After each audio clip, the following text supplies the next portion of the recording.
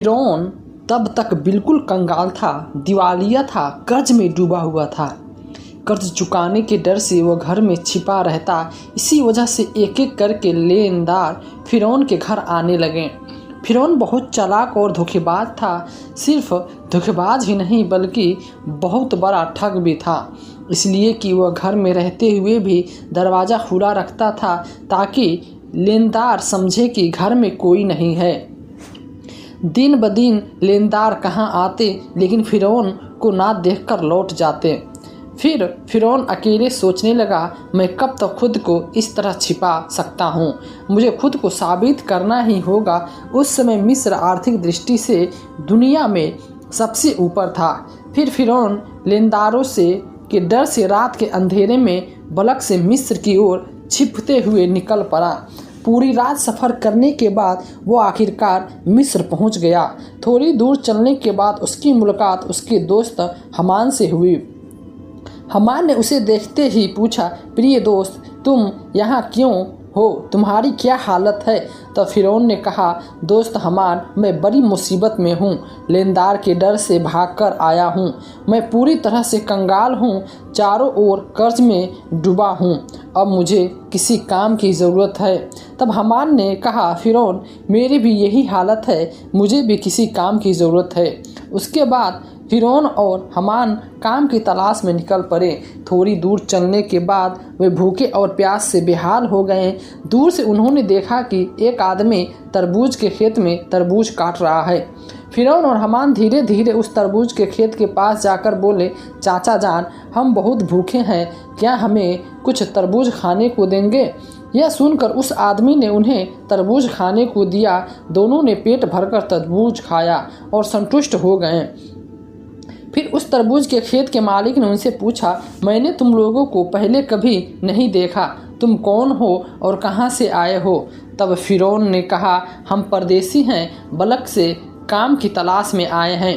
तरबूज के खेत के मालिक ने सोचा कि उन्हें इस काम करने वाले की ज़रूरत है और उन्हें तरबूज खेत के मालिक ने कहा, मेरे पास काम करना है तो ईमानदारी से करना होगा, चोरी नहीं की जा सकती। फ़िरौन बड़ा धोखेबाज था, इसलिए उसने चालाकी से कहा, मैंने जीवन में कभी झूठ नहीं बोला और चोरी तो दूर की बात है। इस तरह चालाकी से फ़िरौन और उसका दोस्त हमान तरबूज के खेत के मालिक का दिल जीत कर काम करने लग गए। अगले दिन से फ़िरौन और हमान तरबूज लेकर बाजार जाने लगे। बाजार में तरबूज ऊंचे दामों पे बेचते और मालिक को ज़्यादा मुनाफा दिखाते। इस तरह उन्होंने और भी ज़्यादा मालिक का दिल जीत लिया। काफ़ी समय बीत गया। एक दिन फ़िरौन ने उस खेत के मालिक से कहा, चाचा जान, आप तरबूज पीस के हिसाब से हमें बेचें, इससे आपको और ज़्यादा मुनाफा होगा। खेत के मालिक ने उसकी बात मान ली। इसके बाद फ़िरौन अगले दिन फिर बाज़ार में तरबूज बेचने ले गया। वहाँ तरबूज पीस के हिसाब से ख़रीदता। कभी कभी कुछ तरबूज चोरी भी हो जाता और बाज़ार में तरबूज को काट कर टुकड़ों के ऊँटों जामों पे बेच देता। इस तरह चालाकी से फ़िरौन ने बहुत पैसा कमा लिया। एक रात फ़िरौन ने अपने दोस्त से कहा, अमान, अगर हम सिर्फ तरबूज बेचते रहें तो ज़िंदगी में कुछ नहीं कर पाएंगे, हमें कुछ और करना होगा। उस समय एक अद्भुत घटना घटी। मिस्र के बादशाह ने अपनी सेना के माध्यम से देश में एक घोषणा जारी की। सैनिक विभिन्न स्थानों पर जाकर कहने लगे, यह सूचित किया जाता है कि मिस्र के कब्रिस्तान में एक चौकीदार की आवश्यकता है। यदि कोई व्यक्ति इस नौकरी को करना चाहता है तो वह तुरंत मिस्र के बादशाह के दरबार में संपर्क करे। यह कहकर सैनिक वहां से चले गए। इस बात को प्रसन्न और परदोष रूप से सुनने के बाद फ़िरौन ने अपने दोस्त हमान से कहा, हमान, चलो हम राजा के दरबार में चलते हैं। हमान ने कहा, मुझे लगता है कि ये संभव नहीं होगा। तब फ़िरौन ने कहा, इस काम को हाथ से जाने नहीं देना चाहिए, चलो एक बार कोशिश करते हैं। इसके बाद फ़िरौन और हमान बिना देरी किए मिस्र के राज दरबार में पहुँचे। मिस्र के बादशाह ने उनसे पूछा, तुम कौन लोग हो और क्या चाहते हो? तब फ़िरौन ने हाथ जोड़कर निवेदन किया, मैं एक मुसाफिर हूँ, परदेश आया हूँ, मैं बहुत ही ज़रूरतमंद हूँ। मैंने सुना है कि आप कब्रिस्तान की चौकीदार की नियुक्ति करेंगे। कृपया मुझे ये नौकरी दे दीजिए, मैं जीवन भर आपका आभारी रहूँगा। मिस्र के बादशाह ने फिरौन को देखकर मन ही मन सोचा, उसका शरीर मजबूत और चेहरा भी अच्छा है, लगता है वो इस काम को कर पाएगा। यह सोचकर बादशाह ने फिरौन को कब्रिस्तान की चौकीदारी की नौकरी की पर नियुक्त कर दिया। अगले दिन से फिरौन मिस्र के कब्रिस्तान में चौकीदारी का काम करने लगा। दिन रात वह कब्रिस्तान के गेट पर खड़ा रहता। पास ही एक छोटे से कमरे में उसका दोस्त हमान और वह दोनों साथ रहते थे। एक रात कुछ लोग एक मृत शरीर को दफनाने के लिए आए, लेकिन फिरौन ने उन्हें रोक दिया। उसने उन्हें कब्रिस्तान में प्रवेश नहीं करने दिया। तब उन्होंने, कुछ मामला क्या है? आप हमें लाश दफनाने से क्यों रोक रहे हो? दरअसल फिरौन बड़ा धोखेबाज और ठग था। उसने चालाकी से कहा कि आप नहीं जानते, मिस्र के बादशाह ने नया कानून बनाया है। अगर किसी को लाश दफनाना है तो उसे एक सोने का सिक्का देना होगा। उन लोगों ने फिरौन की बात पर विश्वास कर लिया और उसे एक सिक्का देकर लाश को दफना दिया। इस तरह यह खबर फैल गई कि लाश को दफनाने के लिए एक सोने का सिक्का देना ज़रूरी है। इसी तरह फिरौन धोखाधड़ी करके बहुत पैसा कमाने लगा। उस समय एक अजीब घटना घटी। मिस्र में अल्लाह का कहर शुरू हो गया। चारों ओर काला और चेतक की बीमारी में बड़ी संख्या से लोग मरने लगे। कुछ लोग लाश को दफनाने के लिए कब्रिस्तान आए। तब फिरौन ने और चालाकी से कहा, मिस्र के बादशाह ने नया कानून बनाया है। अगर कोई व्यक्ति कालरा या चेतक से मरता है तो उसे 2 सोने के सिक्के देकर ही कब्रिस्तान में दफनाया जाएगा। फिरौन ने धोखाधड़ी से सभी से सोने के सिक्के लेकर बहुत सारा पैसा कमा लिया। इस तरह पूरा साल बीत गया। इसके बाद फिरौन ने अपने दोस्त से कहा, हमान देखो, मैंने 2 बोरिया पैसे कमा लिए हैं, लेकिन अब यह पैसे हमें मिस्र के बादशाह के पास ले जाने होंगे। यह सुनकर हमान चौंक गया। उसने कहा, फिरौन तुम्हारा दिमाग खराब हो गया है? तुमने पैसे कमाने के लिए इतनी मेहनत की, सबको धोखा दिया और अब आखिर में यह पैसा बादशाह को देने जा रहे हो? फिरौन ने कहा, हमान धैर्य रखो, मेरी चालाकी धीरे धीरे सामने आएगी।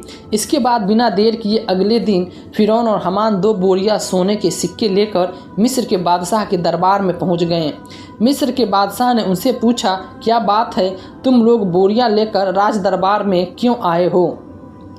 तब फिरौन ने कहा, जहाँपना मैं 2 बोरिया सोने के सिक्के के साथ आया हूँ। यह सुनकर बादशाह के मंत्री ने उन्हें डांटते हुए कहा, तुम्हारी हिम्मत कैसे हुई कि तुम मिस्र के बादशाह के सामने खड़े होकर पैसों का घमंड दिखाओ? तब मिस्र के बादशाह ने पूछा, इतने सारे सोने के सिक्के तुम्हें कहाँ से मिले और तुम इसे यहाँ क्यों लाए हो? तब फिरौन ने कहा, जहाँपना जो लोग मृत लाश को दफनाने आते थे, हम उनसे मैंने 1 सोने का सिक्का लेता था। उसके अलावा इसमें मेरी तनख्वाह के पैसे भी शामिल है। मेरा असली मकसद यह है कि मिस्र से पिछले 2 साल से जो गरीब लोग कर नहीं चुका पाए, उनकी ओर से यह सोने के सिक्के आपको दे रहा हूँ। कृपया उनकी कर माफ़ी कर दीजिए। यह सुनकर वहाँ मौजूद सभी लोग हैरान रह गए। मिस्र के बादशाह उसके इस कार्य से प्रभावित हुए और उस पर विशेष ध्यान देने लगे। अगले दिन से पूरे मिस्र में खबर फैल गई कि एक कब्रिस्तान का चौकीदार ने मिस्र के गरीब लोगों का 2 साल का कर चुका दिया है। पूरे मिस्र के लोग कहने लगे, इतना अच्छा इंसान पूरे मिस्र में दूसरा कोई नहीं हो सकता। अगर यह व्यक्ति हमारे देश का बादशाह होता तो हम कितने सुखी होते। इसी तरह पहले मिस्र के बादशाह और फिर मिस्र के लोगों का दिल जीत लिया। उसके बाद काफ़ी समय बीत गया। एक दिन मिस्र के बादशाह का वृद्धावस्था के कारण निधन हो गया। इसके बाद चारों तरफ चिंता फैल गई कि दूसरा रमेश मिस्र का बादशाह कौन होगा। कुछ दिन बाद राज दरबार में एक आपातकालीन बैठाई गई और वहां मौजूद विद्वानों में से एक ने कहा, इस तरह मिस्र के बादशाह का सिंहासन खाली नहीं रखा जा सकता। मिस्र का अगला बादशाह कौन होगा, इस पे सब चर्चा कर रहे थे।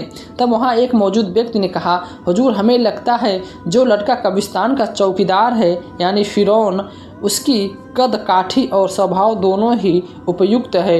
वो बहुत अच्छा है और वह जनता का भी ख्याल रखता है। हमें लगता है कि उसे ही बादशाह बनाना चाहिए।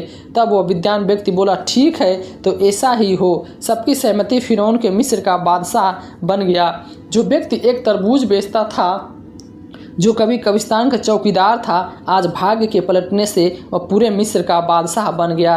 असल में फ़िरौन कितना घटिया इंसान था वह किसी को मालूम नहीं था। इधर फ़िरौन के मिस्र का बादशाह बनने के बाद उसने फिर तरह तरह की चालाकी और धोखाधड़ी शुरू कर दी। उसने अपने दोस्त हमान को मंत्री बना दिया।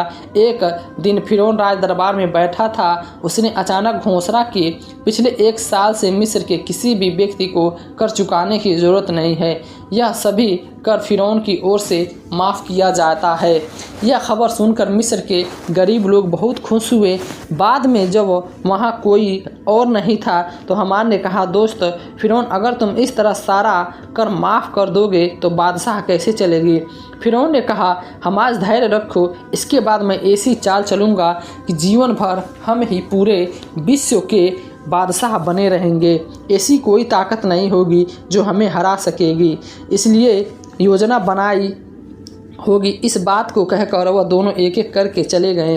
अगले दिन से पूरे मिस्र में फ़िरौन का नाम चर्चित होने लगा। उसी समय हमान ने फ़िरौन को बुलाकर कहा, मित्र फ़िरौन, अगर तुम जीवन भर बादशाह बने रहना चाहते हो तुम्हें कुछ काम अवश्य करने होंगे। तब फ़िरौन ने पूछा, वो काम क्या है। इसके बाद मान एक एक करके सबको कुछ बताया। फिर फ़िरौन ने राज दरबार में एक आपातकालीन बैठक का योजना किया। फ़िरौन ने कहा, आज पूरे मिस्र में कोई शिक्षा व्यवस्था नहीं होगी, सभी पाठशालाएं बंद कर दी जाएगी। फ़िरौन शाही फरमान किया, मिस्र के किसी व्यक्ति को शिक्षा लेने और देने की अनुमति नहीं होगी। यदि कोई इस आदेश का उल्लंघन करता है तो उसे मौत की सज़ा दी जाएगी। पूरे मिस्र में जो लोग छोटे छोटे पत्थरों की मूर्तियां बनाकर पूजा करते थे उन्हें आदेश दिया गया कि वे उस मूर्तियों को तोड़कर केवल फ़िरौन की मूर्ति की पूजा करें। इस प्रकार थोड़े ही समय में फ़िरौन के डर से लोगों की पढ़ाई लिखाई बंद कर दी गई और पूरे मिस्र के लोग अल्लाह के भूल कर अज्ञानी और अंधविश्वास बन गए। लोग पूरी तरह से जानवरों की तरह व्यवहार करने लगे। इसके बाद फ़िरौन अत्यधिक घमंडी हो गया। वो खुद को इतना बड़ा मानने लगा कि अहंकार से भरकर खुद का खुदा घोषित कर दिया। एक दिन बदन जानकर यह कर मात्रा बढ़ा दी। अन्याय और अत्याचार बढ़ने लगे। फ़िरौन ने पूरे मिस्र पे अकेले शासन करना शुरू कर दिया। ब्याज, रिश्वत, व्यभिचार और अनेकता की घटनाएं बढ़ने लगी। समचेच में फ़िरौन बनी इसराइल के लोगों को आपातमानीन अत्याचार करने लगा। सिर्फ आसिया को छोड़कर कोई भी फ़िरौन के आसपास और अत्याचार से नहीं बचा पाता था, क्योंकि आसिया उस समय की सबसे सुंदर, गुणवान और धार्मिक महिला थी। इसलिए कई साल बाद फ़िरौन ने आसिया को अपनी बीवी के रूप में स्वीकार किया। एक दिन आसिया अपने कक्ष में बैठी हुई थी, मन ही मन सोच रही थी, जिस तरह मेरे शौहर फ़िरौन देश की जनता पर अन्याय कर रहे हैं और खुद को खुदा कह रहे हैं, इसमें वो न केवल अल्लाह के गुनाहगार और शिकार हो रहे हैं बल्कि पूरे देश बर्बाद कर रहे हैं। उसी समय फ़िरौन उस कक्ष में प्रवेश करते हुए बोला, आसिया, तुम इतनी चिंतित क्यों दिख रही हो। तब आसिया ने कहा, प्रिय शौहर, आप ये तो जानते ही हैं कि यह धरती, चांद, सूरज, आसमान और ज़मीन सब कुछ महान अल्लाह ताला ने बनाया है। इसलिए चाहे इंसान कितनी भी शक्ति प्राप्त कर ले, वह एक छोटा सा कीट ही नहीं बना सकता। इंसान ईश्वर और एक दिन सब कुछ दुनिया को छोड़कर जाना ही होगा। इसलिए आप खुद को खुदा कहना बंद कर दीजिए, अल्लाह रास्ता वापस लौट जाइए, वरना खुदा मानने और खुदा मानना होगा, वरना तुम्हारा हाल उन्हीं तरह होगा। यह कहकर फ़िरौन वहाँ से चल गया। उधर आसिया बहुत चिंतित हो गई। उसके पास कुछ भी करने का विकल्प नहीं था। उसकी आंखों में आंसू बहने लगे। फिर इसी तरह कई दिन बीत गए। एक दिन फ़िरौन अपने कक्ष में आराम कर रहा था। आधी रात में उसने सपना देखा कि बनी इसराइल की दिशा में एक विशाल आग का गोला आ रहा है जो पूरे मिस्र को जलाकर खाक कर रहा है, लेकिन बनी इसराइल के लोग को कुछ नहीं हो रहा है। वह सपना देखकर फ़िरौन तुरंत जाग गया। फ़िरौन ने देखा, देर ना करते हुए अगले दिन देश के विभिन्न हिस्सों से बड़े बड़े ज्योतिषों को राज दरबार में बुलाया और उसने सपने के बारे में बताया। फ़िरौन के इस सपने की ताबीर करते हुए ज्योतिष ने एक कहा कि जहाँ पना आप नाराज़ ना हो, भविष्य में हम आपकी मृत्यु देखते हैं। आप बहुत अधिक समय तक मिस्र के बादशाह नहीं रह पाएंगे, आपकी शक्ति। और फ़िरौन इसके बाद गुस्सा हो गया और तब ज्योतिष ने कहा, बनी इसराइल में एक बड़ा लड़का जिसका नाम मूसा है आपकी शक्ति समाप्त कर देगा। यह कहकर वह वहाँ से चल गया। कुछ दिन बाद फिरौन ने हामान से कहा, मिस्र के हर घर में यदि कोई लड़का बच्चा पैदा हो तो अपने आदेश पे हामान सेना का साथ मिस्र के घर में घुसकर बेटों को मारने लगा। तफसीर करो के अनुसार इस लगाया गया है लगभग 80,000 बेटों की हत्या करने के बाद फिरौन ने फिर से मिस्र के सबसे बड़े ज्योतिष को ग्रहण करने के लिए बुलाया। उन्होंने कहा, अभी तक तो वो मरा ही नहीं। तब मूसा अलैहिस्सलाम को लेकर राज दरबार में प्रवेश कर गई। फिर फिरौन ने मूसा अलैहिस्सलाम को अपनी गोदी में उठाया और उस अपने बेटे की तरह प्यार करने लगी। चूमने के आगे बढ़ी। उस समय हज़रत जिब्राइल अलैहिस्सलाम ने अल्लाह के आदेश पे उस छोटे बच्चे के हाथ में इतनी ज़ोर से फिरौन को थप्पड़ मारा कि राज दरबार काँप उठा। ऐसा लगा जैसे भूकंप शुरू हो गया है। तब फिरौन के मन में संदेश उत्पन्न हुआ। वह मन ही मन सोचने लगा, ये बच्चा निश्चित रूप से सामान्य बच्चा नहीं है, इसे परखना होगा। फिर फिरौन ने एक व्यक्ति से कहा, जाओ थोड़ा सा सोना लाओ और उसके साथ आग भी ले आओ, इस बच्चे को परख है। यह सुनकर वह उपस्थित सभी लोग हैरान रह गए। वह सोना और आग लेकर आया। उसी समय अल्लाह रब्बुल आलमीन ने हज़रत जिब्राइल अलैहिस्सलाम के माध्यम से हज़रत मूसा अलैहिस्सलाम का हाथ आग की ओर घुमा दिया और हज़रत मूसा अलैहिस्सलाम चीखते हुए रोने लगे। तब माँ आसिया बोली, आप जैसे कठोर हृदय और निर्दयी इस दुनिया में और कोई नहीं होगा। इस छोटे से बच्चे को आग और सोने का क्या अंतर पता है। इसके बाद फिरौन के मन में शंका था दूर हो गया और